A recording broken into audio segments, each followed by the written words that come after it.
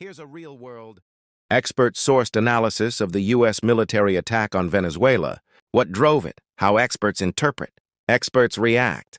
The U.S. just captured Maduro. What's next for Venezuela and the region? Chicago Council on Global Affairs. What Trump's attack on Venezuela means for the region and the world. Yesterday, Brazil says U.S. crossed unacceptable line over military strikes on Venezuela. The Washington Post. Audacious Maduro raid relied on months of preparation, surprise strike. We're going to run the country. Trump signals. Long-term involvement in Venezuela. After capturing president? What happened? U.S. military operation and capture of Maduro. According to recent reports, on January 3, 2026, U.S. forces carried out a large-scale military operation inside Venezuela that resulted in the capture of President Nicolas Maduro and his wife.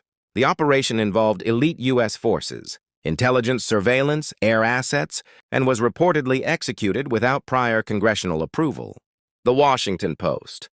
The U.S. then transferred Maduro to New York to face criminal charges, drug trafficking, terrorism. The Guardian. The Venezuelan government's vice president assumed interim control while rejecting the U.S. action. The Washington Post.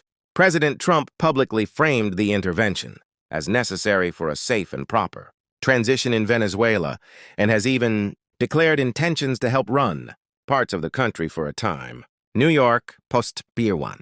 Most international law scholars and analysts strongly dispute any legal justification for the U.S. military attack. International law experts argue the raid violated the United Nations Charter, which prohibits using force against another sovereign state unless there is self-defense or UN authorization. The Guardian. Those experts label such an intervention a crime of aggression and warn it sets a dangerous global precedent. The Guardian.